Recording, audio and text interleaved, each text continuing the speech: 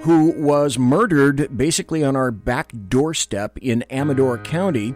A whistleblower during the Obama administration stops in the middle of Highway 164 and is found, initially, the Amador County Sheriff said, as a suicide with a gunshot wound to his chest. Has 41 years in law enforcement.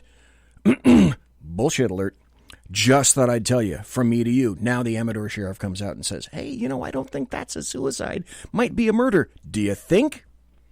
I tend to think so. Hey, let's start with this right now. This should harken back to the people. Let's see. Eric RIGARD, you were here on January 30th, and there's this. My name is Eric RIGARD, and I'm running for assembly here in the 9th District in the state of California.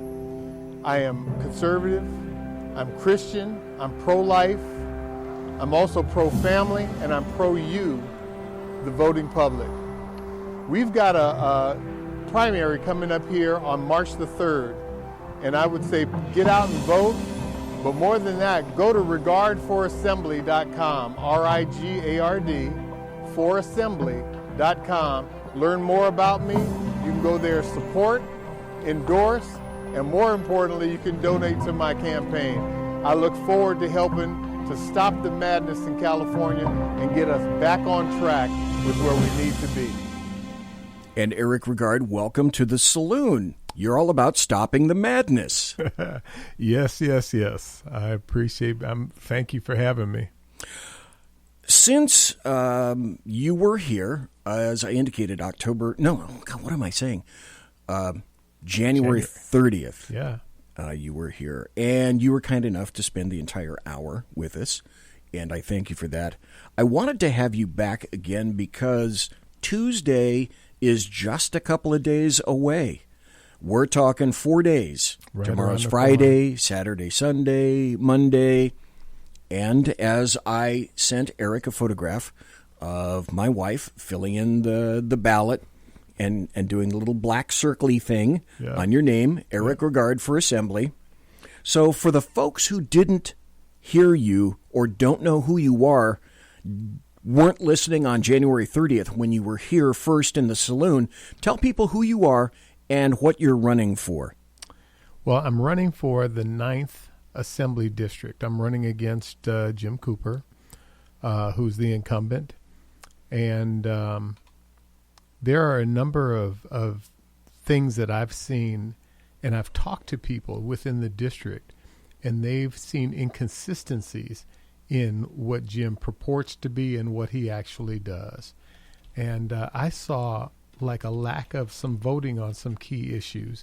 So I just said, okay, if you're going to be in the assembly and you're a legislature, you should be up to voting every time it comes up. You can't take a pass to keep some people happy. You got to vote on each thing. And if it means sending something back to the drawing board, then send it back. Start from scratch and let's get the thing right. But you can't keep taking a pass on it. So that was the first thing that really got me stirred up. The more that I've gone into the campaign and I've met Mr. Cooper and everything else, man, there are some startling things that I've found out. He co-sponsored the state sanctuary law here in California. Really? Co-sponsored. Nice. Thanks, Jim. He has been in the, I won't say in the pocket of, but he has supported 100% everything that Planned Parenthood, LGBTQ community, all that, everything that they've done, he's been with them. Most recently, he's voted for and affirmed illegal aliens getting housing, getting health care, getting welfare, and those are things that you ask people about, and they're either very adamant that they don't like it or they're very squirmish about it, and they're like, I don't really know if I really like that. So all the way across the board, I see him being the antithesis of what a lot of the people within this district really are looking for. It's good that you brought up the district. You're the Republican candidate for California Assembly in District 9. So District 9 encompasses a third of the city of Sacramento and its southern suburbs. And that includes Elk Grove, Florin, Galt, the Parkway area, and then it goes south towards Stockton, and it includes Lodi in San Joaquin County. Correct. So District 9 encompasses a good portion of Sacramento County going south and also moves into the adjacent county as well, yes, going to Lodi. That's a fairly big chunk of change. Now, in terms of demographics, they skew this way. It looks like it's 34.4% white. That's a third of the district, 12.7% black, 26.3% Latino, 22.2% Asian, 0.85% Native American, 1.45% Hawaiian, Pacific Islander, and 0.27% other. Yes. I'll just leave that be where it is.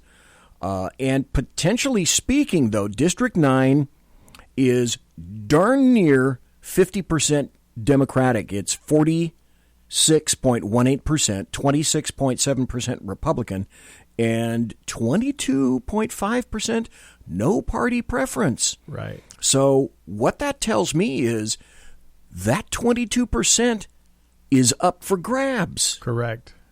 And could go anyway. Yes. And for me, here in the primary, there are 3 Democrats that are fighting for, Mr. Cooper's spot. Okay, I'm hoping that they kind of chop that vote up and cancel each other out. I've come strong with the Republicans that are in the area, and I've talked to a lot of Democrats and independents who, surprisingly enough, when I speak to them, they're on board with everything that I've said. And some of them have I know of a number of them who have voted for me and who are going to vote for me. So that's very encouraging. If I can slide in with the Republican vote, I think I can come in that second position, and then I can slug it out for the general election. I think that's a heck of a campaign. I think that's a heck of a strategy, and it might be the winning one for you. Folks, I strongly support Eric RIGARD for Assembly. The wife voted for him. My house is not in this district, so I could not, or I would have also. If you want to contribute or volunteer, go to RIGARD. That's RIGARD. Eric RIGARD, RIGARD. RIGARDForAssembly, all one word, .com. RIGARDForAssembly.com. And there's the homepage. It tells you all about Eric. You can look and see his endorsements. He goes into issues around the community. You can donate. I donated $100. You don't have to donate $100. 500 would be better, actually. But you can donate there as well. And then he also goes into some information about the 9th Assembly District. Right. RIGARDForAssembly.com, RIGARDForAssembly.com. Now, the strategy of doing that is, like I say, 22% of the people in District 9 have not stated yet, according to the latest stats that I have. Correct. That they're definitely in the pocket for the Republicans. Good luck with that one. With the Democrats. So I guess you could say they're still open. They're still listening. And we know historically, a lot of people, an hour before they walk into the booth, right, some folks are not committed and could go potentially any way. So the other thing we spoke about, Eric RIGARD, last time is California could be on the cusp of something very unique and very different in terms of California and the people here are pushing the envelope to the point where folks are either thinking about leaving or they're thinking about, boy, do we need a change. We need a serious change, and we need it real soon. Exactly. So some people have said, myself as well, these are not good days for Republicans. Look at the supermajority that they have in California. Right. They can essentially pass any darn thing they want almost at will with the numbers that they have. Right. But I also submit, you know what? This might be the perfect time Eric RIGARD, for you to have gotten in, because with that 22% of people who have not committed and the other people that you're contacting, and we spoke at the beginning. Right. And before we got on the air, one of the things that you said that really resonated with me is all the things that are important, all the topics that are critical and important right now, they're not a partisan issue. Correct. Almost none of them Correct. are partisan issues. They're mostly issues of quality of life, Yes. logic, reasonableness. So I think that really bodes well, potentially, for your campaign. Yeah, 100%. Everybody that I've spoken to, and people during the last 3 weeks, I've been working the phones. I've been on the phones with primarily all of the Republicans within the district, and asking them, to get out and vote for me. I'm in the district, giving them the website, everything, and a lot enthusiastically. Most of those, all of those people, really, with the exception of a few people that hung up on me, but that goes along with it. But anyway, most of the people I spoke to, definitely supporting. And then there are people that I've gone to church with who have been staunch Democrats. They just have been. Their mother, their father, everybody used to vote that way. They voted that way. But when I can sit down and corner them and just talk to them about the issues, they all respond back with that makes a whole lot of sense. And that's what I'm looking for. That's what I'm missing. And in each one of them, I challenged them. I said, I decided to run as a Republican because I looked at the two platforms and I read through them. And I said, this platform more aligns with what I am and what I believe. And I said, and the other one didn't, and I said it was as simple as that. So that's why I decided to run as a Republican. And I have challenged them to do the same thing. And I've had 3 or 4 people just this last week come up to me and say, I might be more of a Republican than I thought I was. I said, well, I said, it's good that you see it, and that you respond to it.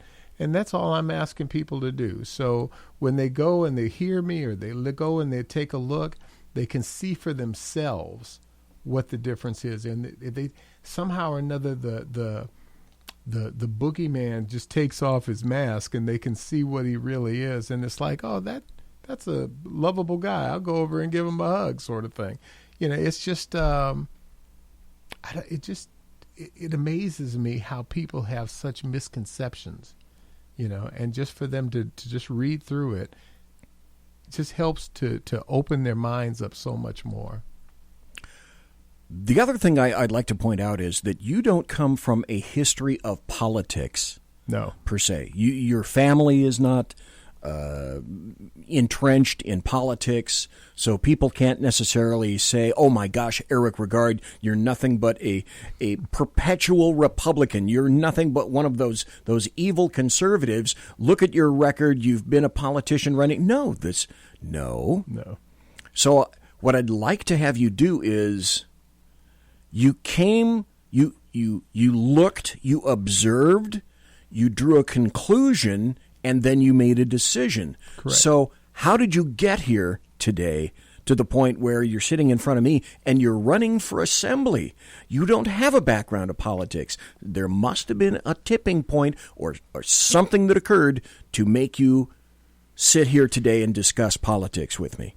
Yeah, I've been involved in what's called the Public Awareness Ministry at my church. So I've always taken a look at bills and things like that.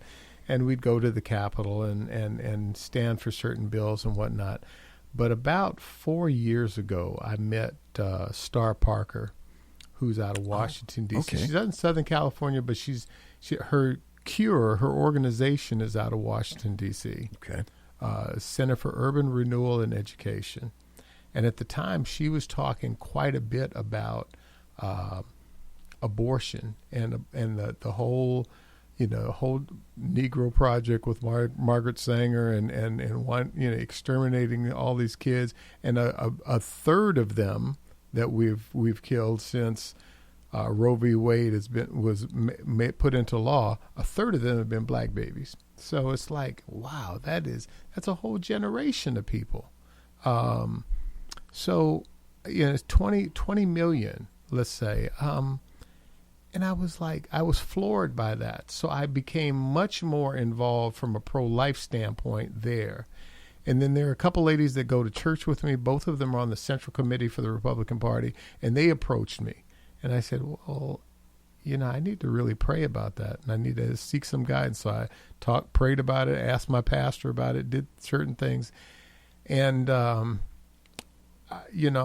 sitting here in front of you, and I know people will go crazy if I say, God spoke to me. Well, I didn't hear his audible voice, but I knew for a fact that he said, I need you to run. I need your voice in the state capitol. I need you here to hold up a standard and to be a light to those people that are around you.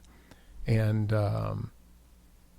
I just took that and ran. 3 days, I got the signatures I needed, got on the ballot, and everything else has been a whirlwind ever since. But that's really where I got started. I mean, I had involvement in knowing about issues and things, but I was never really political. Come to find out right now, I have a young nephew down in Los Angeles who's running for city council or county board of supervisors. And this investigation of Planned Parenthood. I'm sorry, go ahead. No problem. So my dad and my mom and my stepdad have all been Democrats. I talked to my sister yesterday, and she said, "Yeah, I'm definitely conservative." And I said, "Man, I pegged you for being a Democrat as well." And I talked to another friend who said, "Yeah, I'm definitely conservative." I said, "Man, I pegged you for being a Democrat." So I'm talking to these people, and I'm starting to see that the mindset that's taking a shift right now is people are becoming more involved and more concerned about what's impacting them. And as they do, they're digging into it a little bit deeper to find out what's really going on. People have said, and I don't know to whom to attribute this quote, but someone once said, "All politics is local." Yes. And you are the quintessential example of all politics is local. Yeah. The light bulb went on over your head. You began to speak to a lot of people. Right. The thing that you just said is something that you didn't say the first time you were here, and I'm not going to let you get away with saying it without telling me a story. And that's this. You said you got enough signatures to qualify you in 3 days. Yes. How did you do that? Yes. That sounds like a story and a feat unto itself. Yeah, I mean, I went to friends and things like that I knew first, and then I went to my church. I am well known within the church itself, and I know I've got a lot of people that believe in me. I've led the choir. I've done a variety of different things, but I went there, and I got a bunch of signatures there. And then as I got involved in the party, I had people from within the party coming and signing it as well. So it was like, it amazed me, that I got these signatures. And then I asked somebody else how many signatures they needed to be on the Central Committee, and they're saying, like 25. I'm like, what? I got 4 times that many, that sort of thing. So yeah, it shocked a whole bunch of people that I got them that quickly. So, but I believe that it's what I've sown into the lives of a lot of people that have been around me, and so they trust me, they believe in me, and they jumped on board real quick and signed up for me. So. Folks, if you want to call, and I know some people are reticent to do so, although we did have some calls the first time you were here. Yeah. The phone is open, 575-208. Let me put this up as a matter of fact. There we go. Now, if you're watching on the video, the number is up on the screen, and I just put it in the chat room. 575-208-4481, and you can talk to Eric if you want to. And I would highly recommend that you did. The adults apparently in California have left the room. Yes. The kids are sitting at the little kids table, the little folding kids table that you used to have on Thanksgiving. And I think, like I said, the first time around, it's time for the adults to be back in charge here. California exists kind of as a cautionary tale. And the reason, up until, I don't know, maybe a year ago, I didn't cover California politics very much. Mm-hmm. But in the past year, one thing I noticed, besides the burgeoning and exploding homeless situation and the money situation, all that, is leftists and Democrats have gone just about bonkers. And now I utilize, and you were sitting right there when I go through my intro. My intro to the show every night is I make fun of California because it's insane. Yeah. California, as I say, is the petri dish from which all these crazed and weird, convoluted little funny animals grow, and they exist to remove your freedoms and empty your pocketbook at the same time.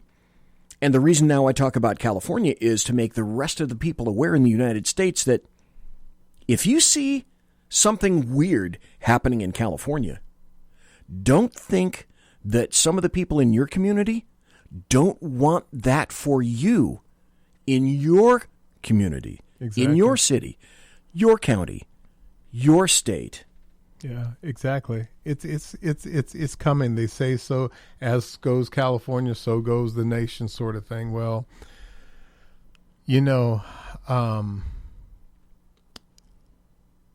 we're supposed to be public servants, and there are people that get in office, and they get in office to stay in office. So they're perpetually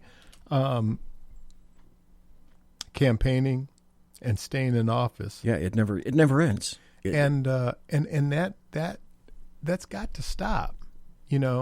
I cover South Sacramento, Elk Grove, Galt, and Lodi. So I go from urban to suburban down to agriland. So I've got quite a few people within this district, and some of the things that are missing in, let's say, South Sacramento that they have in and they're thriving in Elk Grove. Why a mile away? Why do they have it here and we don't have it there? Why have you had an assembly person in office for 6 years and he tells you don't have enough banks, tells you don't have enough supermarkets, and you've done nothing and you haven't?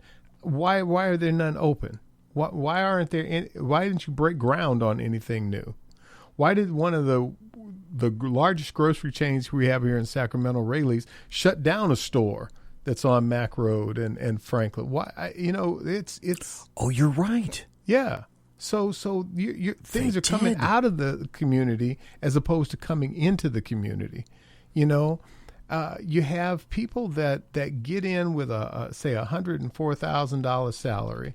And you've got, you got companies, you've got, PG&Es and people all over the world, and they're just throwing money. They're throwing Democrat and Republican. They're throwing money around, and you got a guy who comes out of office and maybe he's made $350,000-$400,000 a year off of $100,000 salary. What is going on? Have you lost the lost sight of the people that you're supposed to be serving? I think so. And I think when that happens, it's time to get the heck out. You make an excellent point in terms of South Sacramento, and it seems as though you go 50 yards south and you're more into the Elk Grove area. There's a lot of history there. However, having said that, you make an excellent point is, okay, so what's the difference? And why are some people apparently working really, really hard for Elk Grove? Mm-hmm. But the same people that have been in office apparently don't seem to be working really, really hard for South Sacramento. Folks, we're going to take a break. We're talking to Eric RIGARD. He is a Republican, the Republican candidate for California Assembly District 9. That's South Sacramento, down to Galt and Lodi and Elk Grove. That's a big area, and like Eric just said, that's kind of agrarian, and it's also, a lot of people all jammed up together. So it's urban, it's suburban. We're going to be right back. I've got somebody on the line who wants to talk to Eric, so caller, hang on. We're going to go to the break, be right back. When we come back, your call is next, okay? And also, I'm sorry, I forgot to say hello in the chat room to Mike, Whiskey Dale Jack, and Simone. So, hang on, folks. We will be right back. I'm BZ, and we're talking to Eric RIGARD. Don't go away. Conservative media done right. You're listening to the SHR Media Network. Southern Sense is conservative talk with Annie, the radio chick you bellows as host, and C.S. Bennett co-host. Informative, fun, irreverent, and politically incorrect. You never know where they'll go, but you'll love the journey. Annie is a top conservative host on Top Talk Radio and features some of the finest guests packed with important politicians and newsmakers. Listen every Friday, 3 to 6 p.m. Eastern, noon to 3 Pacific, on the SHR Media Network. Remember, Southern Sense is common sense.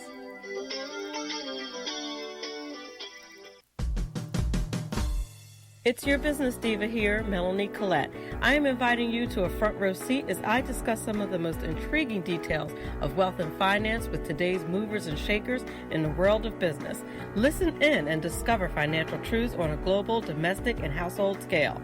Uncover topics that will impact your wallet today and in the future. Money Talk with Melanie airs Monday through Friday, 5 p.m. East, 2 p.m. West, right here on SHR Media and High Plains Pundit Talk Radio. You can't afford to miss it. From a public locker inside a dilapidated Long Island rail station comes a show designed to piss off liberals using truth, facts, and ridicule. The Lid Radio Show, featuring the conservative voice from the People's Republic of New York. The Lid himself, Jeff Dunnett. Tune in every Wednesday at 2 p.m. Eastern, 11 a.m. Pacific on the SHR Media Network. Go to shrmedia.com. At Lid Radio, we fight for the truth, justice, and a good kosher T-bone. If you don't listen, Hillary Clinton might sneak into your bedroom in her housecoat late at night and blame you for her election loss. It's the Lid Radio Show with Jeff Dunnett. Conservative media done right. You're listening to the SHR Media Network. Good evening. Broadcasting behind enemy lines in occupied California, the bloviating Zeppelin's Berserk Bobcat Saloon radio show is featured on the SHR Media Network every Tuesday and Thursday night for 2 hours at 11 p.m. Eastern and 8 p.m. Pacific. Whilst manufacturers are running out of metal for the diapers of the leftists, BZ continues to radically change the world of leftists, one diaper at a time. Stop balancing your checkbooks. Stop cleaning your fish tanks. The bloviating Zeppelin's Berserk Bobcat Saloon radio show is your magnet for truth, justice, obesity, a darkened studio, and late-night freedom. No United States of America freedoms were abridged in the making of this ad.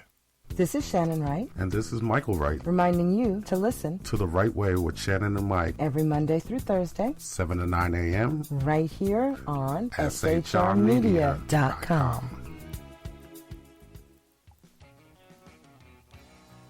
Join me, Jack Alexander, for the Jack Alexander Experiment podcast, as I take a unique outsider's look at the issues affecting the USA. I fearlessly take on the issues that everyone else is too scared to touch. The Jack Alexander Experiment podcast is available wherever good podcasts can be found, like Spreaker, iHeartRadio, and Google Podcast.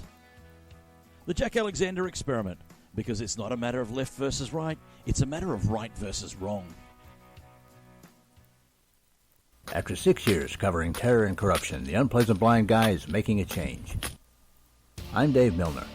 Join me on Spreaker and YouTube through SHR Media and on the Western Free Radio Network as I team up with Jeff Mitchell, host of the English Defense League radio show on blogtalkradio.com.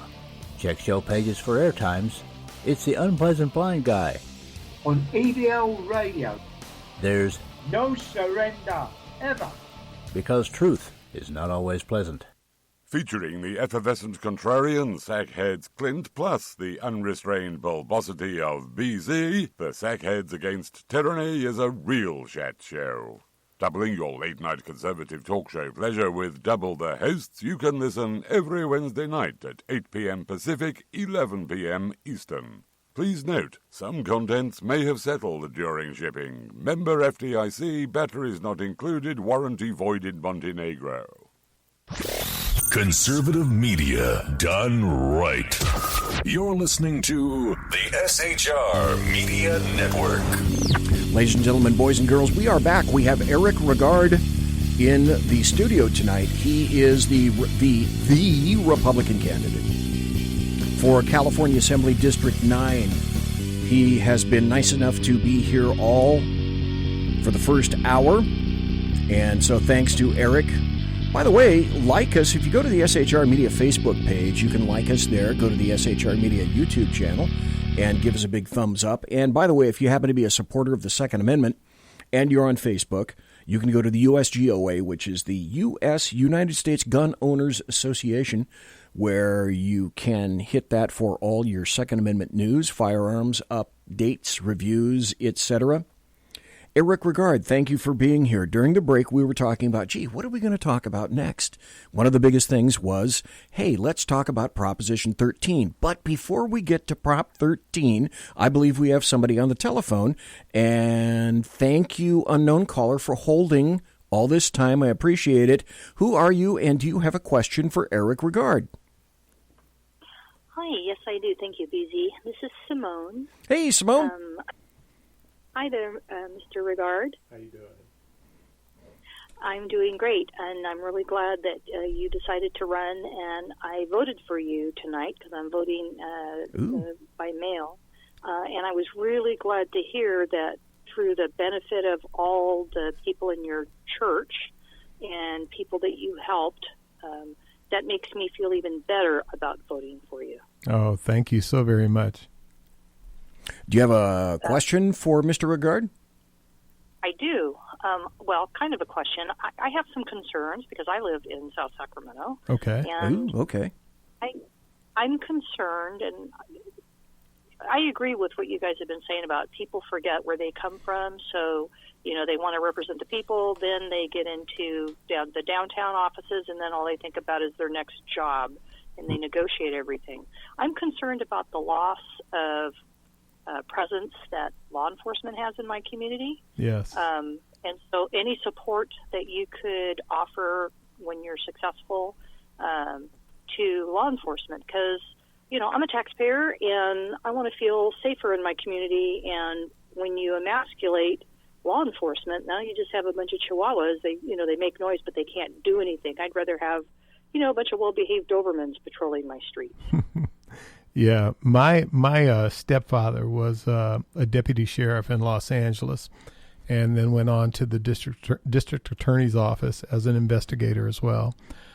So I grew up with with a cop in the house all the time. But and I guess that can have you go one of two ways, where you either hate the cops or you love them. But I do know that people, when they call the police and they call on them and they need them, they want them there, right then and there. And if we keep hand tying the police, we keep there's a way to act and there's a way to interact with the public. And there are probably some police that do need a little, they need more training. They need to know how to interact within the community, because some of them are not from that community, but that can be handled. You can do that. The sheriff's department, they've got 2 bills this last year that passed, and they're doing a lot of training and things of that nature. So I think a lot has got to do with a lot of the attitude of people within the community, how they approach and how they interact with the police has got a lot to do with it as well.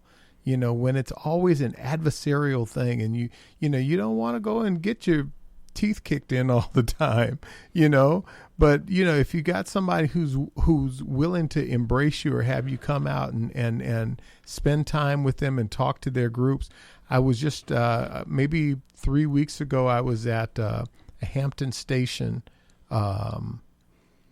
community group over at the Sam Pinnell Center, and there was a couple of people from the police department who were there, and they were just reaching out. They were reaching out to know how they could better serve them, and they were talking about where they had moved their station to and things of that nature. So there's a way to do it, and I think that it's being done. It needs to be done on a grander scale, and we need to have just, I think, a better working relationship. Cops, public, get them together and make the thing work. Make it work.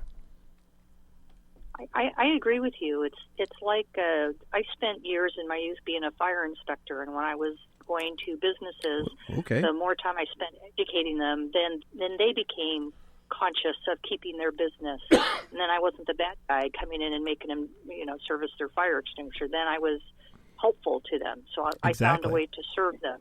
Exactly. And so I see that. But having come from the fire service, I'm also concerned if you get a chance when you're in there. I don't know that we can hire enough firemen to put out all the wildfires. I think there needs to be some serious, let's manage the fire hazard itself, because I'm all about prevention.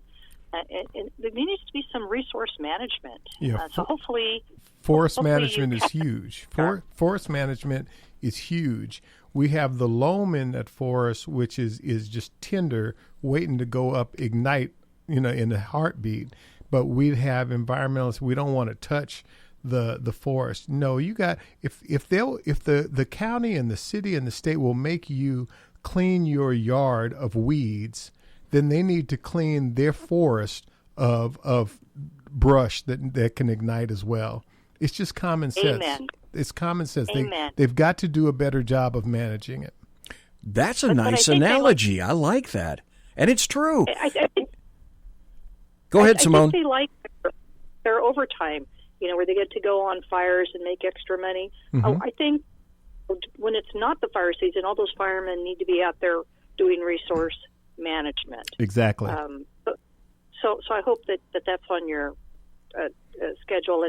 And if you get elected and if you need any help and I can be of any help, I will reach out to you, or you could, I know you're going to be really busy and you have your own agenda, but those two things I think are real important. One for my personal safety, and the other one, people who own homes in fireland areas, they move there because it's beautiful. Yes. And now, they can't even sell their home. The insurance is horrible. And then PG&E's turning off their power because they're being jerks. So I know you're aware of all that, but I just wanted to tell you, as someone who voted for you tonight, thank you. I support you, and I hope you keep those things on your radar. Well, with you in tow, I will definitely keep them at the forefront. And when the opportunity arises, I will not only vote on those things, but I'll have a voice to speak up for the need to do some better management of those resources. Excellent. Thank you, sir, and best of luck, and God bless to you. Thank you so very much. Bye-bye now. Thank you, Simone. Bye. Appreciate it. That was a great call, Simone, except for one thing. You used the word if. If Eric gets elected. Well, we're not talking about if here tonight. We're talking about when Eric RIGARD gets elected. During the break, we were talking about Proposition 13. There's the old Proposition 13 from the Howard Jarvis. Boy, I screwed that one up. No biggie. Taxpayer Association. And that saved property tax, that reduced property taxes in California. Now, because that's an untapped resource, there are many people that want to go back and kick up property taxes, commercial property taxes, and residential property taxes.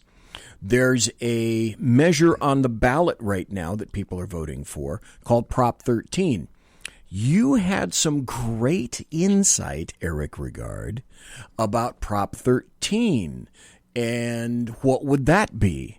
Yeah, it's Prop 13 is what it's called. It has really nothing to do with the original Proposition 13. However, from the people I've spoken to in the Howard Jarvis Association, they just said, just wait, it's coming down the pike as well.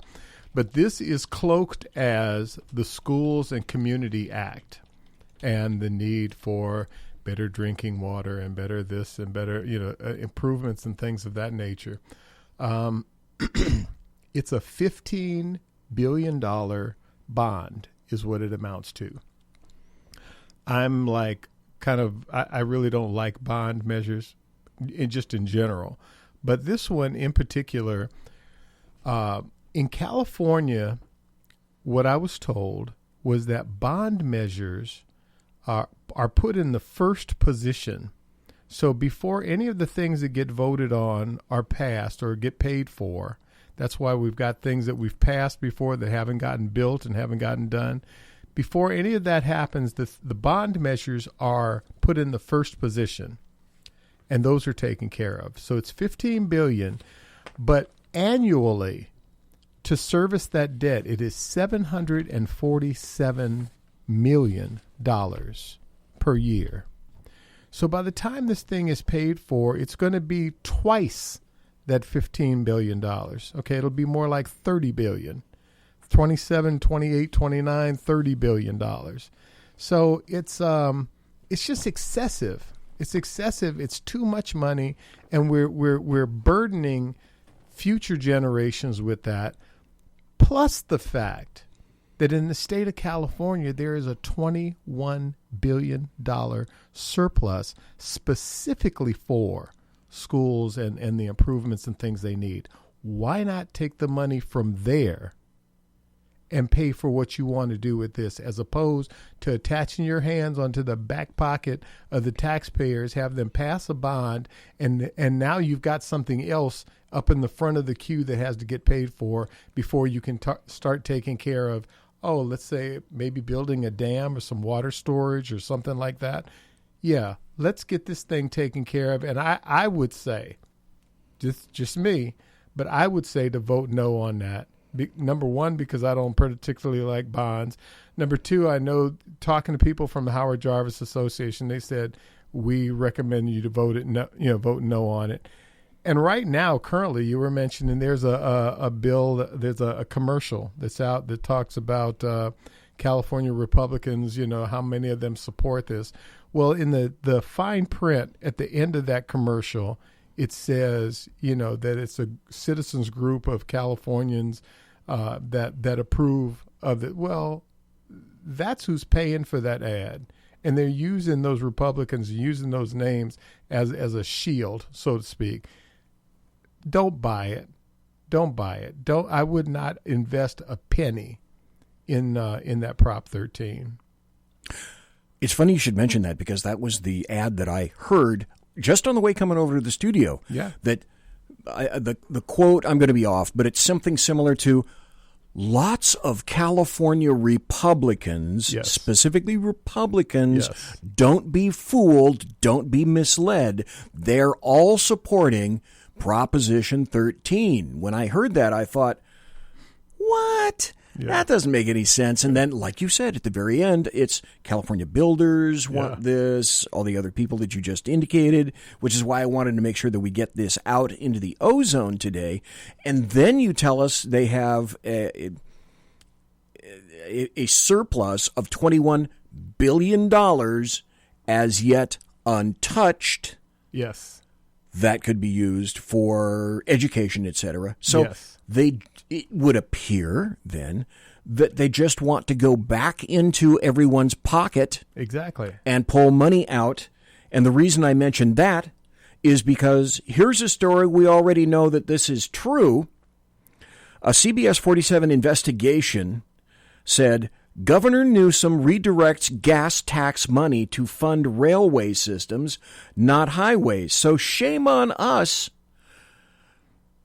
Exactly. The state of California already pulled the wool over our eyes and misdirected, shiny object, look over here, nothing to see over here, and then took all the funding that they said was going to be going into public. It's going to rebuild all your highways. Right. If you're in California right now, everybody that's driving an automobile or any kind of a vehicle, the highways are terrible. Yeah. So we already know, don't be fooled by this stuff. They've already misdirected funds. Yes. And is there anything, Eric RIGARD, that makes you think they won't do that with Proposition 13 as well? No, they will keep doing it. They will keep on doing it. One of the things I've been a proponent for is as far as legislation is concerned, is when, and they'll make this statement in certain bills, well, the only thing this can be used for are other schools. Well, get out of here. You used it for other things.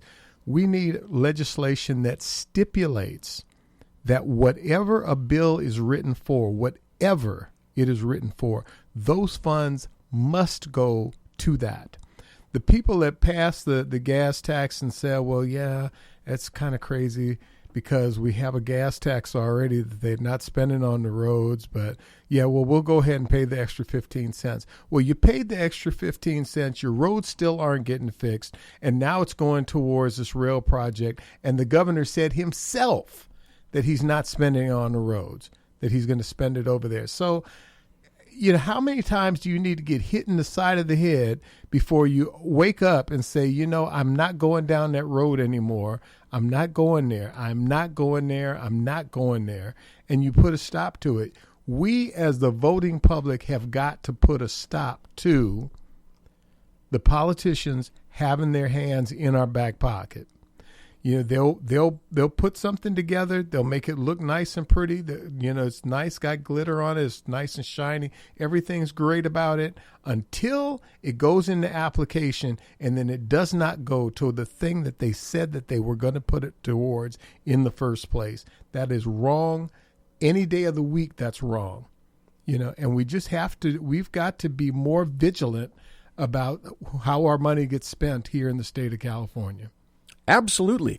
I found in the process of trying to do this show for tonight for you folks, we're talking to Eric RIGARD, Republican candidate for California Assembly in District 9. Here's an article I found from the Times of San Diego, and the headline is very, very interesting. It goes like this. Opinion. California's Attorney General is rigging ballot measure descriptions. Imagine that in next year's presidential race election officials scrambled the letters in Donald Trump so it appeared on ballots as Dalton Prompt. Most people would agree this is not acceptable. Voters need their ballots to accurately convey who it is they're voting for or against, and yet for decades, a similar exercise in obfuscation has been perpetrated on California voters.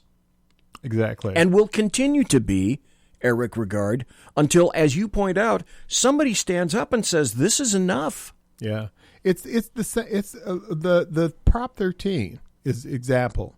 You know, it's put up as Prop 13 to confuse people. Number one, and then it's written up as the Schools and Community Act.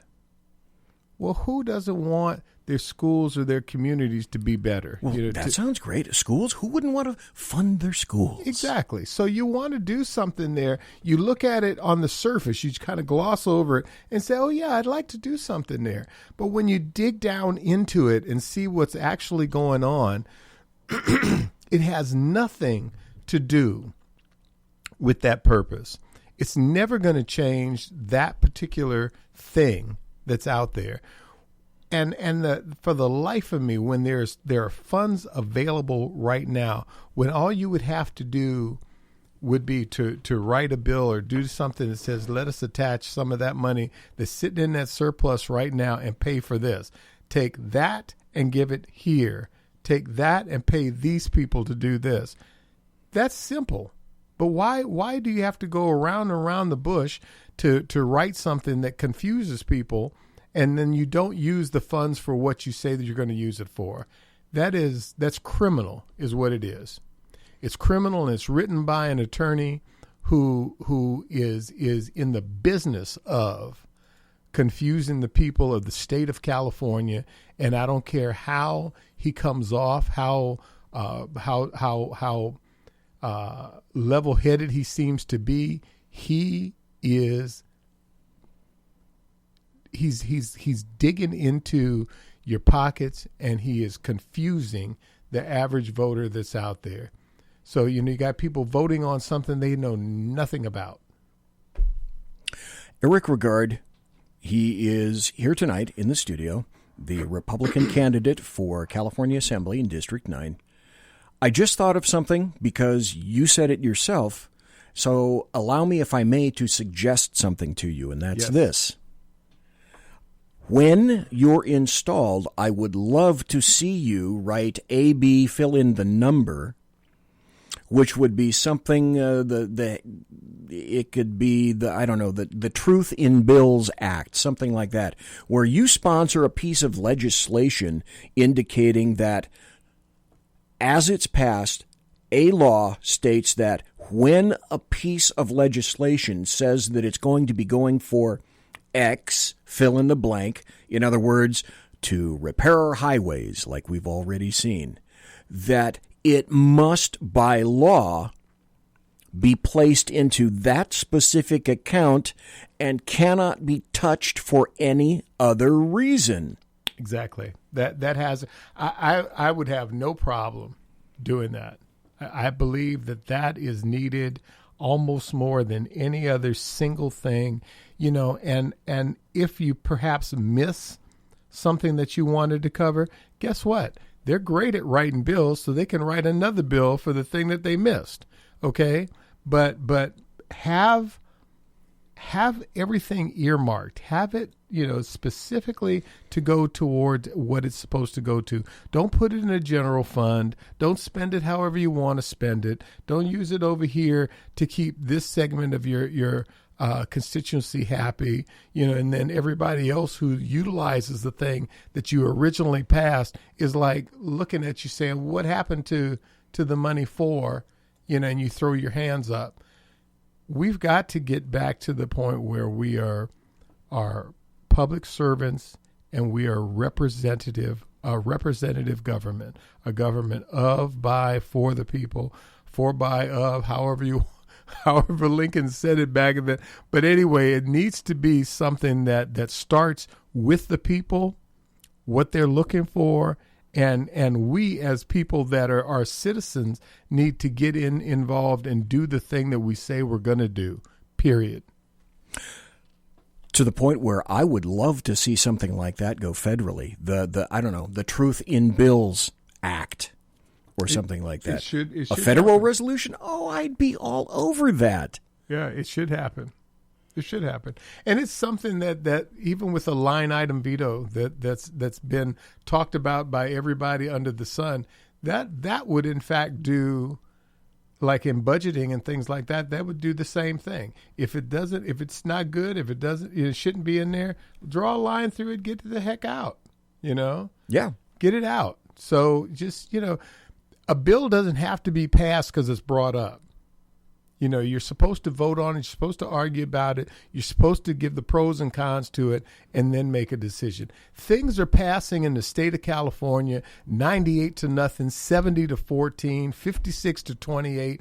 It's crazy. And we've got to get something, even if they are Democrats and we're Republicans and they're independents, we have got to sit down and sit at the table, collaborate, and come up with something that's going to work for the people in general, work for everybody. Everybody's not going to be thrilled with it, but at least get something that's palatable, that people can buy into and they can see that it's doing what it says it's supposed to be doing.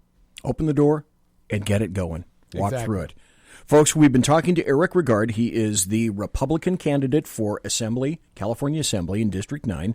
You can go to, and I highly recommend that you do, you can contribute, you can donate, you can volunteer. Go to RIGARD, R-I-G-A-R-D.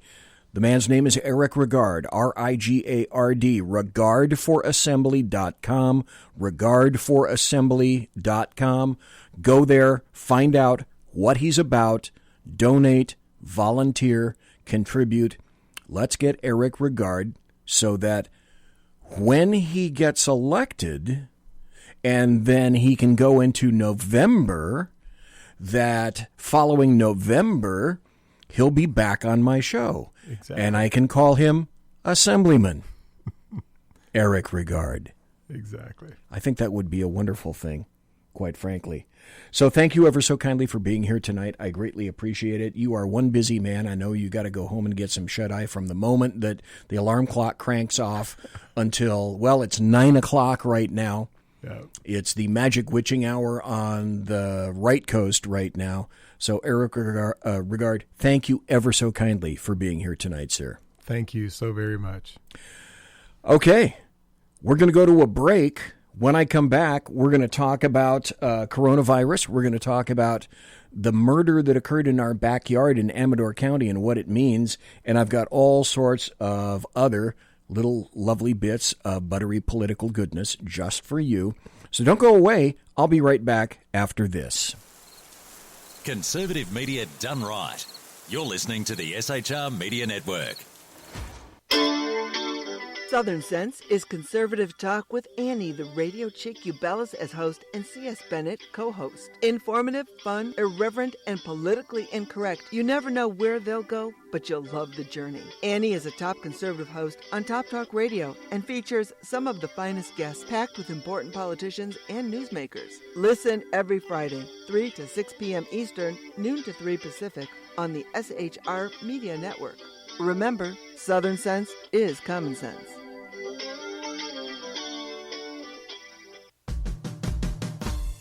It's your business diva here, Melanie Collette.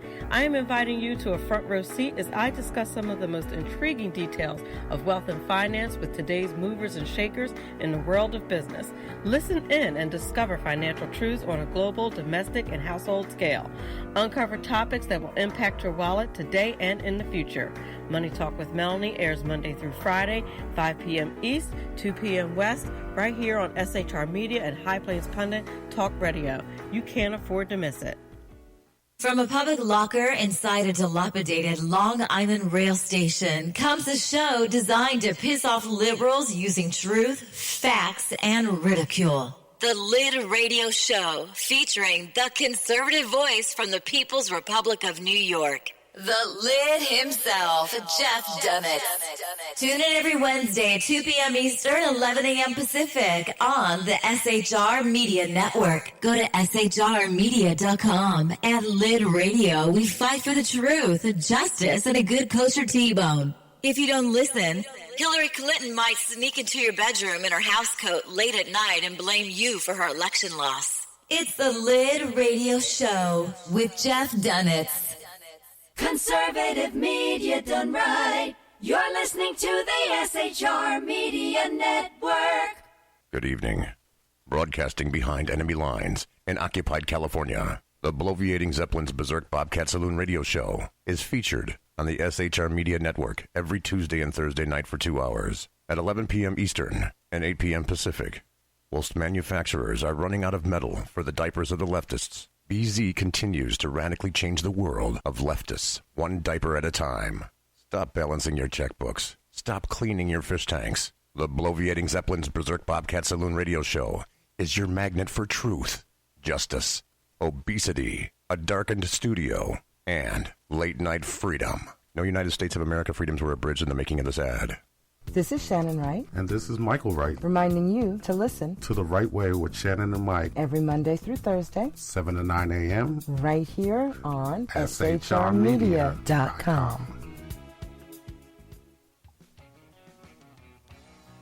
Join me, Jack Alexander, for the Jack Alexander Experiment podcast, as I take a unique outsider's look at the issues affecting the USA. I fearlessly take on the issues that everyone else is too scared to touch. The Jack Alexander Experiment podcast is available your floors with Empire Today's $50 room sale, iHeartRadio, and Google Podcast. The Jack Alexander Experiment, because it's not a matter of left versus right, it's a matter of right versus wrong. After 6 years covering terror and corruption, the unpleasant blind guy is making a change. I'm Dave Milner. Join me on Spreaker and YouTube through SHR Media and on the Western Free Radio Network as I team up with Jeff Mitchell, host of the English Defense Elite radio show on blogtalkradio.com. Check show pages for airtimes. It's the Unpleasant Blind Guy. On EDL Radio. There's No surrender, ever. Because truth is not always pleasant. Featuring the effervescent contrarian sackheads Clint plus the unrestrained bulbosity of BZ, the Sackheads Against Tyranny is a real chat show. Doubling your late-night conservative talk show pleasure with double the hosts, you can listen every Wednesday night at 8 p.m. Pacific, 11 p.m. Eastern. Please note, some contents may have settled during shipping. Member FDIC, batteries not included, warranty void in Montenegro. Conservative media done right. You're listening to the SHR Media Network. Ladies and gentlemen, boys and girls, welcome back to BZ's Berserk Bobcat Saloon radio show. You know, you can follow me on Twitter at BZEP, at BZEP. You can like me and follow me on Facebook, on the Facebook page, if Facebook still likes me, at Bloviating Zeppelin. Please friend, follow, and like the SHR Media Facebook page and subscribe to the SHR Media YouTube channel. You can click notifications, give our videos a big old thumbs up. We got great hosts, great videos, great shows, and I got a question for you. Do you happen to be a supporter of the Second Amendment? You can join the U.S. Gun Owners Association, the USGOA, on Facebook. So I'm suggesting let's rock this media world and move me out of the category of the best late-night conservatarian talk host you've never heard of. Make Clyde the Bobcat and Demi the Studio Cat proud of me. Had Eric Rigard on in the first hour. Regard for Assembly, regardforassembly.com. You got to go there quick like a bunny. I got this in chat the last time. We're going to talk about the coronavirus here for a little bit. If you want to find out what's happening with the most recent stats available to anybody and everybody, it's from a website. It's called Coronavirus, COVID, COVID-19 Global Cases by Johns Hopkins CSSE. And it's updated constantly. Go to GLS, this is all one word, of course, because you're dealing with the internet, GLS and data.maps.arcgis.com. It sounds pretty confusing. Let me go over that again. GLS and data.maps.arcgis.com. And then you'll go over to apps and you'll hit this. Right now it says total confirmed cases. This is in the world, 83,376. 78,000 of those are in mainland China. 2,022 cases are in South Korea. 705 it lists as others. 655 in Italy. Italy is burgeoning, which is why I said recently, if it's in Italy, it's in Europe. If it's in Europe, it's going to be in the United States because of commercial aviation. This is also very interesting. 270 cases in Iran. I'll talk about that in just a moment. 214 cases in Japan. Total deaths official, 2,858. 2,600 deaths in mainland China. 26 deaths in Iran, 20 deaths in Henan in mainland China, 17 deaths in Italy, and 13 deaths in Heilongjiang, mainland China, 13 deaths in South Korea. So if I could somehow get this into chat, I would put it into the chat room right now, but I don't have the ability to go between these two computers. Joining me right now is Tennessee Senator, member of the Armed Services Committee, Judiciary and Veterans Affairs Committees, Marsha Blackburn. Senator, it's good to see you this morning. Thanks very much for joining us. Good to see you. Thank you. And so here's Marsha Blackburn talking on Fox Business News, and she says that Democrats are putting pressure on President Trump for more coronavirus funding. What no one is saying, however, and this is odd, isn't it, is that he started a coronavirus council over a month ago. He anticipated this happening, shut off travel from mainland China quite some time ago. So at least for the past month, he's been focusing on this. This is Maria Bartiromo, I believe. speaking to Marsha Blackburn. How much money do you think is required for preparedness? We don't know. Yes, we don't know exactly what is going to be needed because we don't know exactly what is going to be in front of us. We should be very grateful that the president moved aggressively, moved quickly, imposed the travel restrictions, and that is one of the reasons that we are seeing the type containment that we have. We have about 60 people that are in quarantine, and that includes the 15 that have received a positive diagnosis. And I think that being on the front end of this and exercising these precautions immediately shows the difference in the way it has been handled here and the way it's been handled in other countries. Well, it's really sad to see all of the politics now coming out in the face of all of this. I mean, the president did right off the bat say no travel to and from China. And he stopped all travel going to China when this first broke. And a lot of people criticized him for that. Right. In other words, he can't do anything properly. He stops travel, he's a racist. He doesn't stop travel. He wants Americans dead because of coronavirus. The dude can't win. Meanwhile, in retrospect, that was the right move because, I mean, even certainly China criticized the U.S. for stopping all travel, even as they have people locked down in their homes, Senator. Well, you're exactly right. But this is one of those areas where he made a decision. It didn't take him, he didn't have to committee it to death. He said, this is the problem. Let's lock down this travel, impose these restrictions, and then assess the situation. And with the case in California, the CDC is doing the right thing. They're investigating it. There is concern over this being community spread.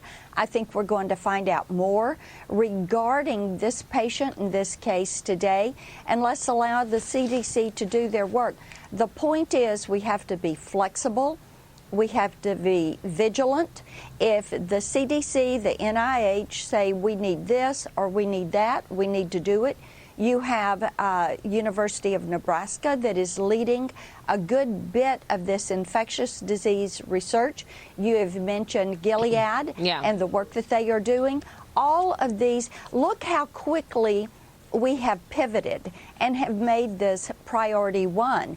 And Maria, you were talking about the pharmaceutical ingredients earlier, and Anna Eshoo, a Democrat out of California who's in the House, she and I started about 10 days ago working on legislation to address this issue, to bring these ingredients back on shore in the U.S., to bring this manufacturing. That is a huge issue that I will get to when we talk about the stock market here in just a moment. Listen to what she's saying because I will tell you why. Back, and we're ready to move our bill forward. I mean, when you look at the reliance that America has on China, most people don't understand how significant that reliance is. 70% of prescription drugs. Did you hear that, folks? 70% of prescription drugs are manufactured in China. That also includes antibiotics, the exact same things that we need right now, that we've gone out of our way, apparently, to offshore. And generics are made in China and India, 70%. I mean, this is a scary number, not to mention other things like parts and components, which I said right off the bat we were going to see shortages there. But when you're talking about things like drugs that people need for their own health, you recognize the reliance here. And how soon can that happen in terms of your bill and actually getting companies to say, I need to manufacture here? Well, and there are two parts in our bill. One will bringing these strategic stockpiles back on U.S. shores, and the second is going to be to incentivize that production so that we're again making penicillin in the country. We are making vaccines in the country, things that we have not done. And this is the danger when you have regulatory policy that pushes this offshore and you get into a pandemic situation or an outbreak situation. This is what you face, and this is why we've worked so diligently to get this in shape, to file the bill and then move the bill forward. Okay, let's stop right there for a moment. Everything that she's saying is accurate, Everything she's saying is true. But there are consequences to all of this. I happen to be heavily invested in the stock market. People have said, oh, well, you know, the folks that don't have a ton of money, but they still have jobs and whatnot, they don't care what happens in the stock market. Really, privately and in public jobs, you don't think that your 401k is invested in the stock market? You don't think your public entities are invested in the stock markets? You bet to hell they are. Here's a story from Fox Business. Dow's point drop worst on record as stocks fall into correction. And it started on Monday, down about 1,000 points. On Tuesday. It continued Wednesday, down about 800 points yesterday. So U.S. equity markets plunged into correction territory today, Thursday. Well, it's tomorrow, it's Friday on the East Coast, in what was another volatile session which followed President Trump's announcement on Wednesday of a coronavirus task force. Well, ask yourself, okay, why are stocks plummeting? This is another perfect example why globalists should theoretically all go to hell. When you as a country are more independent and less dependent on other countries and other entities for the things that you want and need, that's where you should be as a country. Globalism doesn't work. And in a situation like this particularly, which we knew, every thinking human being knew and knows this is coming, it just hit right now.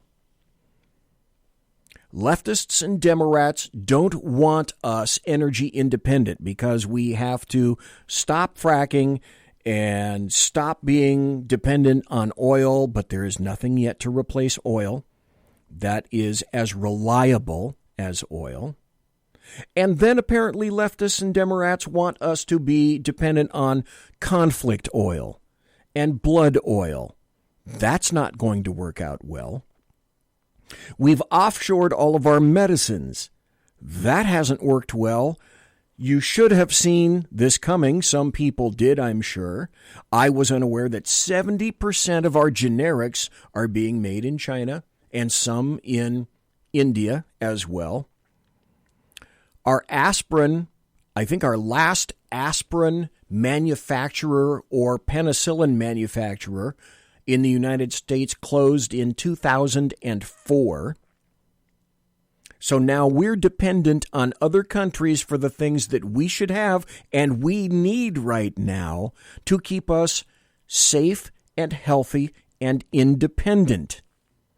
Another reason why I'm going to submit to you, globalism kills when you're dependent on other nations and not yourself. And that comes from a mindset. That comes from the mindset of, I'll do for me, I'll learn how to make things work, I will be independent. That's not the mindset of leftists and Democrats these days. That is not the mindset of them. I found an article from FreightWaves, W-A-V-E-S, FreightWaves.com.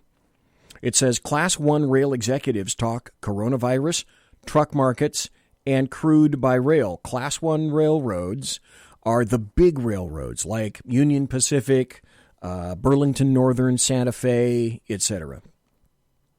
The coronavirus outbreak, truck market competition, and crude by rail in Canada were key topics for Class 1 rail executives at recent investor conferences.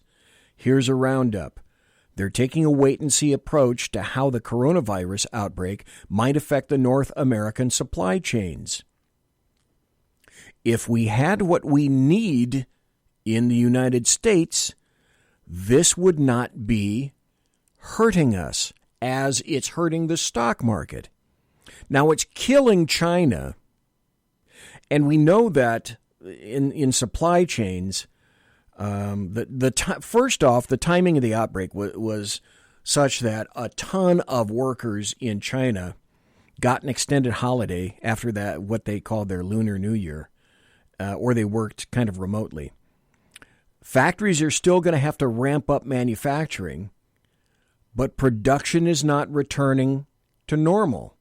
So production going down in China has a down-the-chain effect here in the United States. Parts, supplies, freight, drugs, anything that we've offshored, anything and everything that we've offshored is now going to turn right around and bite us in the ass for having done that in the first place.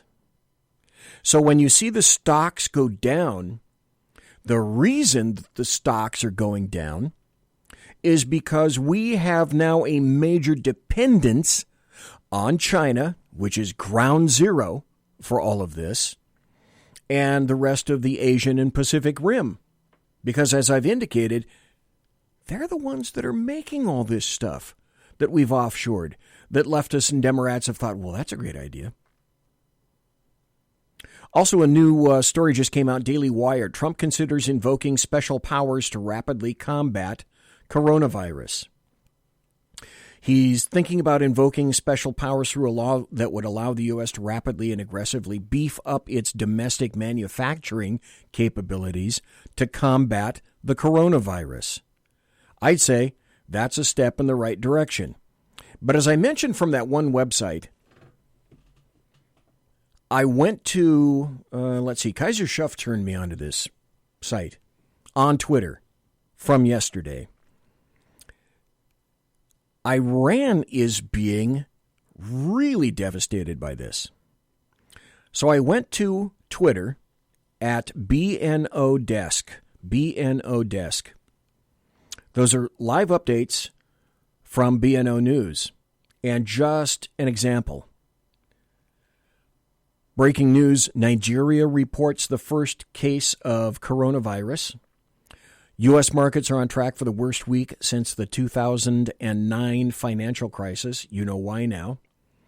Dow closes down nearly 1,200 points, 4.4% of the market, amid concerns over the coronavirus. Major U.S. stock indexes are down in the final minutes of trading, and the Dow is down over 1,000. The first case shows up in Netherlands in Tilburg. The Netherlands reports the first case of coronavirus. And Iran, 6 new cases in the UAE, 2 new cases in Oman, 2 new cases in Switzerland, 1 new case in Lebanon. And as I've said before, lethality on this, apparently from the newest stats that I can find, is about 2.4%. But what it does is it attacks the lungs, which can be permanently damaged in old folks like moi, or infants, young children. So I've got to watch out for this stuff. The lethality rate is not necessarily what you have to watch for. So if you run kicking and screaming and yelling that your house is on fire, calm down. What you will see an effect in is perishables, food, production, getting things from China that we need, that we should be manufacturing here. So there's probably going to be a blip in your life. Schools, there are some schools that are closing in Sonoma. I'm going to get to that story. So it is here. It will be affecting us.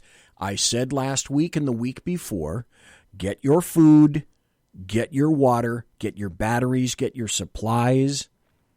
2 days ago, there was a run in Italy on supermarkets. Shelves were bare. And because I know how the human animal thinks, that's going to happen here, in your neighborhood, in your area. Also from BNO Newsroom, Iranian President Hassan Rouhani urges all citizens to avoid travel and gatherings in an effort to prevent the spread of coronavirus. Iran's former ambassador to the Vatican, Hadi, and I'm not even going to try to pronounce his last name, has died of coronavirus. Masume Ebtekar, one of Iran's vice presidents, has tested positive for coronavirus. It's going through Iran like crazy, like poop through a goose. The Hill, Iran's vice president, has contracted coronavirus. Even their state media is talking about this. And as all of this is going on, our leftists, Democrats, and American media maggots have decided that, well, because we can't have a win, and even though Trump got ahead of this a month ago, 6 weeks ago actually, by getting this council together, it's all his fault. And now they're talking about, well, you know what this is? This is rampant racism.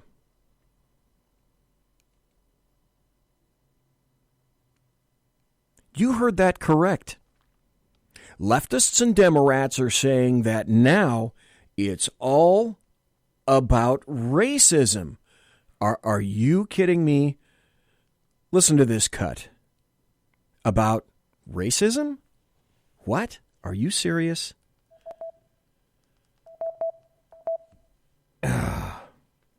Let's hear it. CNN, meanwhile, attacked the administration's coronavirus task force as, quote, another example of Trump administration's lack of diversity. As if the color of the doctors matters. It does not matter at all. A month later, CNN warned that the real threat of coronavirus was racism against Asians. During last night's presidential press conference, Wajat Ali of the New York Times complained that the presentation was, quote, only one woman on stage surrounded by nearly 9 white men. Again, counting by race. If there was ever a time to drop that dumb and dangerous tick, it's now, as a global epidemic bears down on our country. But they can't stop doing it, and they won't. Because in the end, they care more about identity politics than they care about your life. Presidential biographer John Meacham summed it up about as crisply as a man could. Listen. When he explained that his, quote, greatest anxiety about coronavirus is that it might damage the global diversity agenda. Listen to this. It seems to me that my greatest anxiety, aside from the impact of the virus itself, is we're living in an age of xenophobia. Mm-hmm. And it is not impossible to imagine a scenario where blame is cast on some country or group of people if this becomes worse. A country or group of people if this becomes worse. So apparently, leftists and Democrats fail to realize that this stemmed from China. This stemmed from people, I don't know, eating skunks. Maybe there ought to be something that we should reconsider in terms of eating skunks or exotic animals of some sort. Well, it didn't stop there. Here's an article from The Hill. Asian caucus urges fellow lawmakers not to perpetuate racist stereotypes amid coronavirus fears, despite the fact that this all came from China. And now some people, not tinfoil hat wearers, are saying that they believe more and more that this was a weaponized virus that came out of a Wuhan military facility doing exactly that kind of work and was potentially and possibly introduced into a Wuhan market. With that thought, I'm BZ. I'm the bloviating Zeppelin. We're going to take a break and come right back after this. Conservative media done right. You're listening to the SHR Media Network. Southern Sense is conservative talk with Annie, the radio chick you bellows as host, and C.S. Bennett co-host. Informative, fun, irreverent, and politically incorrect. You never know where they'll go, but you'll love the journey. Annie is a top conservative host on Top Talk Radio and features some of the finest guests packed with important politicians and newsmakers. Listen every Friday, 3 to 6 p.m. Eastern, noon to 3 Pacific, on the SHR Media Network. Remember, Southern Sense is common sense.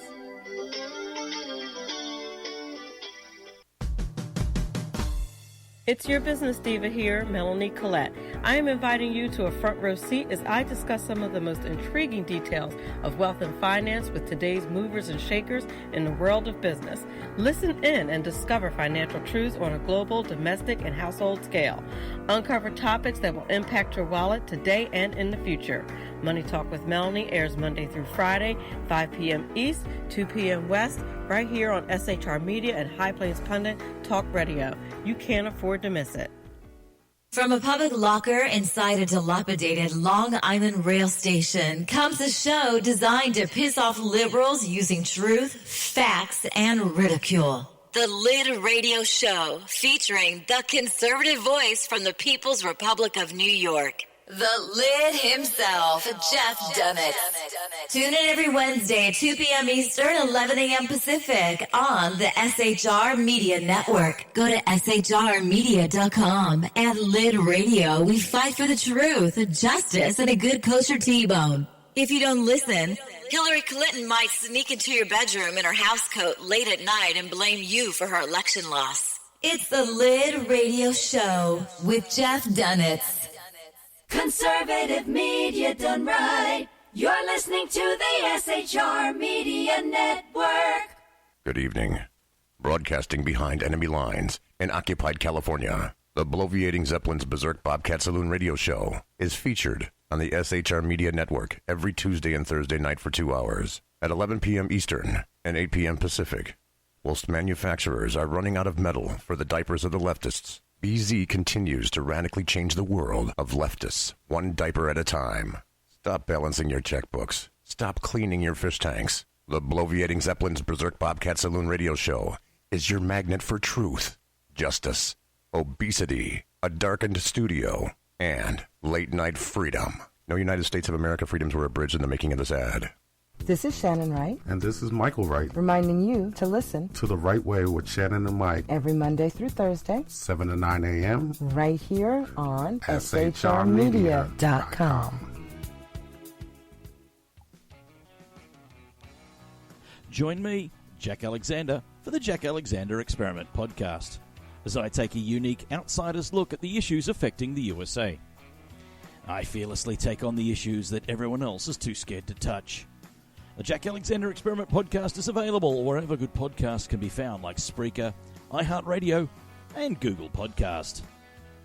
The Jack Alexander Experiment, because it's not a matter of left versus right, it's a matter of right versus wrong.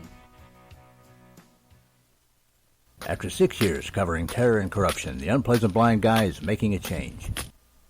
I'm Dave Milner. Join me on Spreaker and YouTube through SHR Media and on the Western Free Radio Network as I team up with Jeff Mitchell, host of the English Defense Elite radio show on blogtalkradio.com. Check show pages for airtimes. It's the Unpleasant Blind Guy. On EDL Radio. There's no surrender, ever. Because truth is not always pleasant. Featuring the effervescent contrarian sackheads Clint plus the unrestrained bulbosity of BZ, the Sackheads Against Tyranny is a real chat show. Doubling your late-night conservative talk show pleasure with double the hosts, you can listen every Wednesday night at 8 p.m. Pacific, 11 p.m. Eastern. Please note, some contents may have settled during shipping. Member FDIC, batteries not included, warranty void in Montenegro.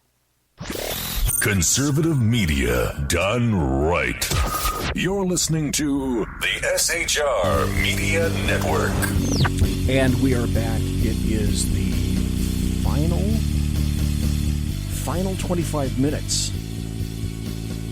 of this show. And it's time for a programming note.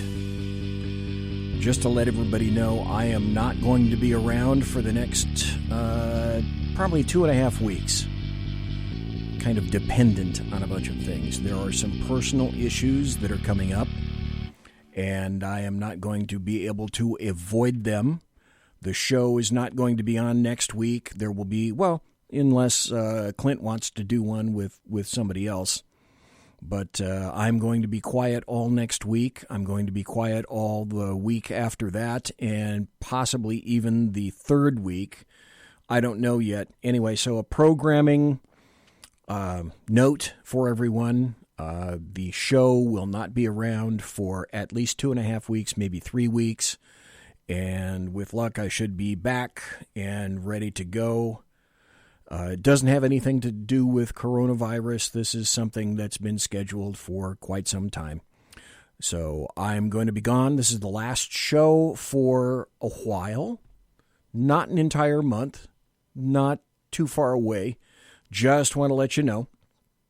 And we're going to continue. By the way, I told you before the break that there was an article from The Hill. Asian caucus urges fellow lawmakers not to perpetuate racist stereotypes amid coronavirus fears.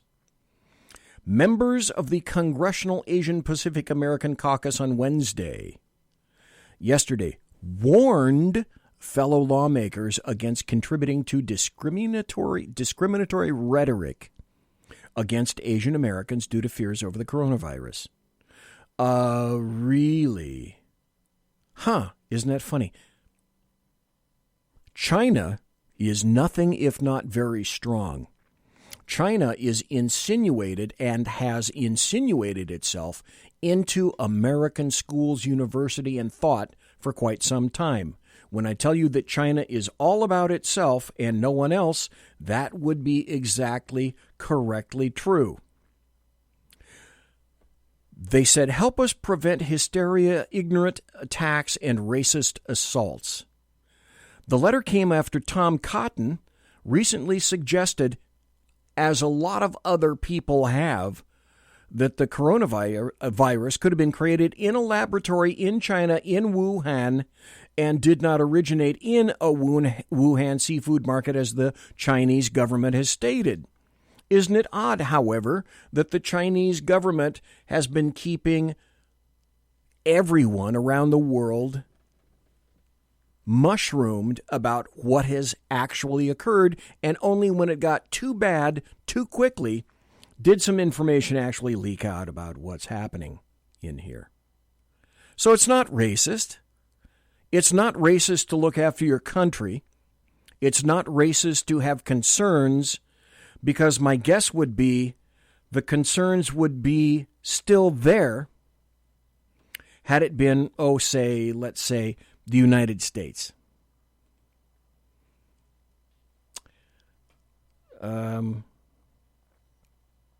This is, let me see if I hit the...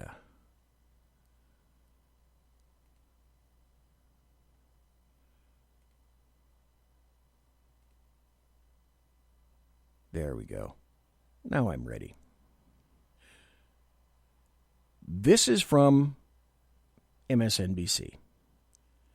And it's someone talking about... and I'm waiting for the stupid commercial to get through for everybody, because I'm not going to force you guys to listen to a commercial. And I'll tell you what. This is from Dr. Lena Wen. The California coronavirus, she's saying, could be some very serious evidence. At the George Washington School of Medicine and Health Sciences, and a former health commissioner for the city of Baltimore. Doctor, thanks so much for joining us on this incredibly important topic right now. I want to talk about first the risk to our nation as we speak. The president is saying he does not think that a spread is inevitable. He said this last night. The CDC director says the spread is a question of when, not if. What is the reality right now? I wish that President Trump was more direct with the American people yesterday. I think he was trying to paint a rosy picture but actually he should have just spoken the truth, which is what the public health officials, his own public health officials, are saying. The truth is that the risk to Americans right now is very low.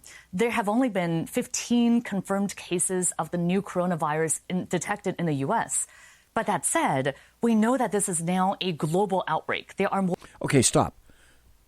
I wanted to play that so that you could hear that people are saying that the coronavirus, leftists are saying the chance of the coronavirus doing anything is low. And I mentioned the 2.4% lethality rate. Here's a new story that Kaiser Schuff clued me into. This is from the Dayton Daily News. This just came out. In Ohio, Dayton, Ohio, 212 Ohioans are under self-quarantine for new coronavirus. A new coronavirus, meaning there are no tests for this one yet. No positive tests.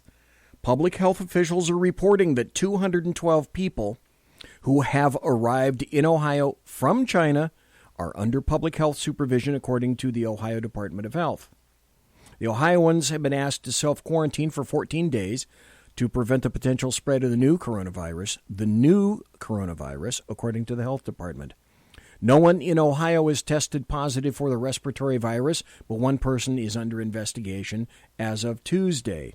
The person who has shown symptoms of respiratory illness has either traveled to China or been in close contact with a person with coronavirus within 14 days of symptoms. I've got some more stories about this. And if I'm not mistaken, Mike is on the line. Mike, what do you have to say? We're talking about the Democrats, and we talked about the president wanting to spend $2 billion on a corona task force or whatever. BSL-4 facility. They knew exactly what. Yeah, go ahead. And the Democrats saying, well, they want to spend even more on this. Now, I'm very dubious on this because think about this. Over the past 2 to 3 years, they have not wanted to work with the president one plug nickel on anything, right? Correct. So why now? Why are you telling the president that you're wanting to spend even more than he wants to spend on this? Why? When you don't want to work with him a plug nickel on anything. Mike, could it possibly be because they will do, and it's been proven that they will do, say, and attempt anything they possibly can, including putting the lives of Americans in jeopardy, just so that President Trump doesn't have any successes? It's gotten to the point now where you have to question yourself, question what's going on, by saying it's almost as if what the Democrats and the leftists and the American media maggots want to do or advocate, you should just about do the opposite. Well, it's as I've said. What was it said on Seinfeld? If your instincts are wrong, then go with the opposite, because the opposite is always right. Yeah. I've got a cut coming up after this with a guy by the name of Dr. Francis Boyle, and you have to look past the host. The host on this is Alex Jones. Alex Jones has been completely eliminated from almost every aspect of social media. Even if you hate Alex Jones, you have to consider what the people that are on his show are saying and the CV of the guests that he features. After your call, I'm going to have folks and yourself listen to Dr. Francis Boyle about the coronavirus. He has some very interesting things to say, and we'll continue with that. I probably won't be able to hit Phil Haney tonight. Doggone it. Because I'm not going into overtime tonight because I got to skedaddle. I got to get out of here because there are things that I got to do tonight for this weekend. But thanks for the call, Mike. We're going to hear from Dr. Francis Boyle, and he's going to talk about the coronavirus. I'm going to try to see if maybe I can get into Phil Haney. I'm not sure I'm going to be able to, This is the Alex Jones Show, and he will soon be talking about and with Dr. Francis Boyle concerning the coronavirus. Because I'm sitting there looking at this. This is incredible. This is unbelievable. I have more than that. I know. Notice they acknowledged National Natural Science Foundation of China work. So, in other words, these death scientists at the University of North Carolina took dirty money from China to allow that one of their top biowarfare experts from this Wuhan Institute of Virology in Wuhan, which has the BSL-4 facility. They knew exactly what they were doing, and they permitted this Chinese scientist to work with them to give gain-of-function biowarfare DNA genetic capability to SARS, which is dangerous enough to begin with. And let me just go through some of the language here. It is truly a smoking gun. Clearly, that laboratory must be shut down immediately, and all those scientists investigated by the United States government for this and their responsibility here, and for violating my Biological Weapons Anti-Terrorism Act of 1989. But let me continue. This is what they said. We built a chimeric virus that encodes a novel zoonotic spike protein in the context of viable SARS. This approach characterized the threat posed by SARS coronavirus spike. Dr. Boyle, stay there. We got to go to break. This is so bombshell. I'm reading the paper right here. They are admitting that they built the very virus that China paid the U.S. to build, and now that's been released. And why did they release it? So Xi Jinping could grab power and invade Taiwan. Wow. This is unbelievable, no matter... Okay, we're not going to listen to Alex Jones go to any kind of an ad or anything like that. We already know San Francisco has declared a state of emergency over the coronavirus. They don't, or they didn't at the time that they made the declaration, have one case. My guess would be that's all about the acquisition of federal dollars. That'd be my guess. And the CDC already said, you know what, it's, the coronavirus is not a matter of when, it's not a matter of if, but it's a matter of when it's going to be out here. Also, it's very interesting. There is obviously a global surgical mask shortage. Taiwan cut off exporting masks to the U.S., and Thailand limits exports or limited exports. I found that very interesting. An outbreak has hit Europe. 12 towns are put on lockdown. And this is also very interesting. This is a story from the National Review. Just came out today. There is a senator by the name of Josh Hawley, who introduced a bill to reduce reliance on Chinese medical supply chains. And it's about damn time. Senator Josh Hawley, he is a Republican, what a shock, of Missouri, said yesterday, that he revealed legislation intended to reduce U.S. reliance on China for the manufacture of certain prescription drugs and other medical supplies, past due time. The coronavirus outbreak in China has highlighted severe and long-standing weaknesses in our medical supply chain. That's funny. I don't see any Democrats doing anything about that. Just a Republican. Now, you've heard, I'm sure, lots of things spouted by leftists and Democrats about Trump's response to the coronavirus. Even the AP now has come out yesterday and said the Democrats are distorting coronavirus readiness. Democrat presidential contenders are describing the federal infectious disease bureaucracy as rudderless and ill-prepared for the coronavirus threat because of budget cuts and ham-handed leadership by President Donald Trump. That is a distorted picture, the Associated Press writes. For starters, Trump hasn't succeeded in cutting the budget. He's proposed cuts, but Congress ignored him and increased financing instead. The National Institutes of Health and the Centers of Disease Control aren't suffering from budget cuts. that never took effect. Bloomberg said, there's nobody here to figure out what the hell we should be doing. Wrong. Joe Biden compared the Obama-Biden administration with now. We increased the budget of the CDC. We increased the NIH budget. No. Wrong. So even the AP is calling out leftists, Democrats, and the American media maggots on this crap as well. And as well they should. There was a story that came out that because of all the other things that are going on, nobody has spoken about.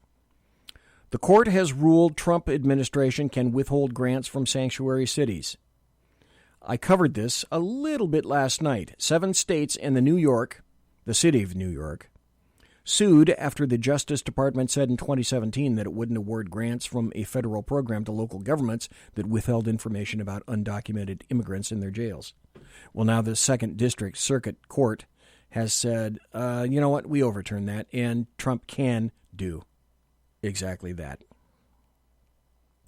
Oh, my gosh, I've got so much stuff to talk about that I'm not going to get to talk about for the next 2 or 3 weeks, which means that I'm just probably not going to be able to talk about them. I'm going to hit this recently. I don't know if you ever read John Solomon's stuff. He used to write for The Hill, and now he doesn't write for The Hill because they don't like the content of his articles. They don't like the way, specifically, they don't like the things that he's investigating, so he's not writing for The Hill anymore. I saw this article at justthenews.com. The headline is, this is by John Solomon, ex-FBI unit chief blows whistle on Comey, McCabe after warrantless spying. Retired agent says Bureau's Obama-era leaders ignored privacy, cost warnings, and may have retained program for political espionage. That was all under Comey.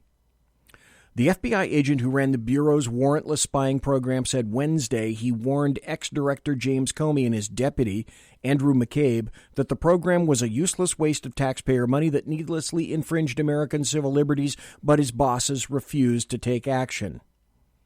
As your college professor used to say, you may see this material again.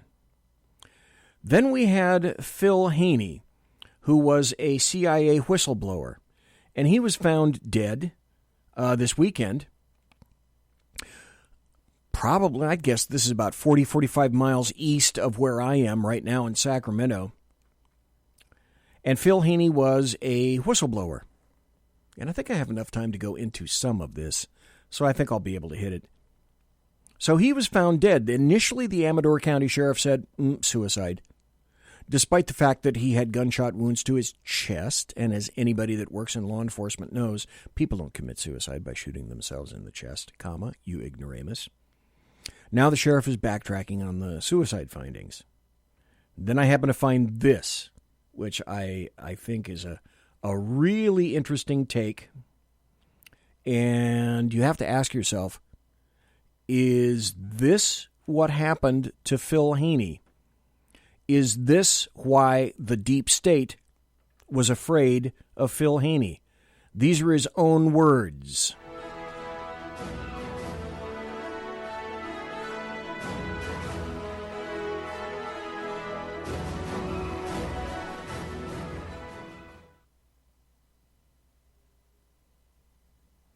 Our first on the end here is Phil Haney. Phil, welcome. Thank you very much.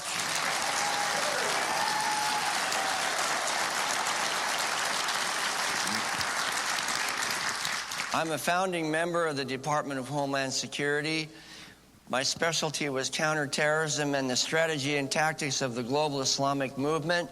The two groups that I focused on were the Muslim Brotherhood in the United States and a large group out of the subcontinent of Asia called Tablighi Jamaat.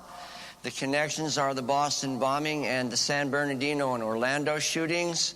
The U.S. government shut my cases down and deleted the information from the system. I was given, in the course of those research activities, credit for finding 300 terrorists during the course of my career. I'd say that's enough. And at this point, I think it's time for me to go bye-bye. I've had a wonderful time here. I'm going to be gone for a little bit, and I will be back. One additional programming note. We talked to him last night on the Sackheads Against Tyranny. Jersey Joe, is going to be back Monday night here on SHR, and he'll start at, 6 p.m. Pacific, which is 9 p.m. Eastern. He'll go for 2 hours until 8 p.m. Pacific and 11 p.m. Eastern. So Jersey Joe, you might as well listen to Jersey Joe. Great guy. I think you will really enjoy his show. Monsieur has unlocked!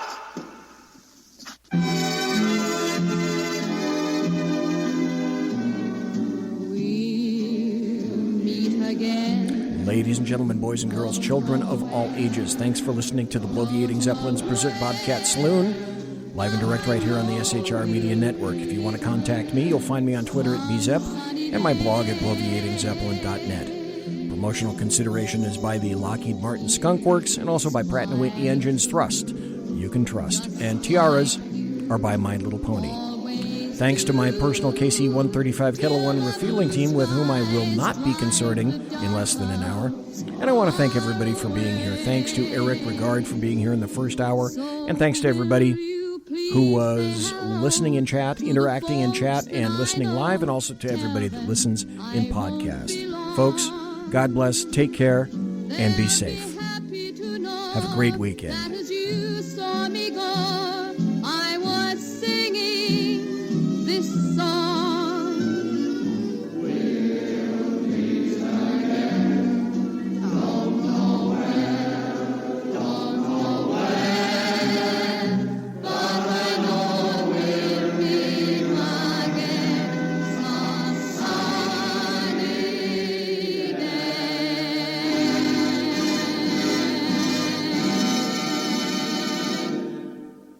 Everybody quiet down now and get some sleep. Good night, everybody. Good night, Mama. Good night, Ben. Good night, everyone. Good night, Mama. Good night, Daddy. Good night, children. Good night, Daddy. Good night, Elizabeth. Good night, John Boy. Good night, Jim Bob. Good night, Jim Bob. Good night, Jim Bob. What's going on? I was asleep. What's everybody doing? Good Good night, Jim Bob.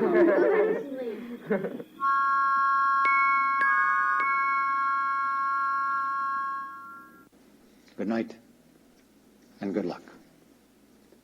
Now you know the rest of the story. That's all, folks.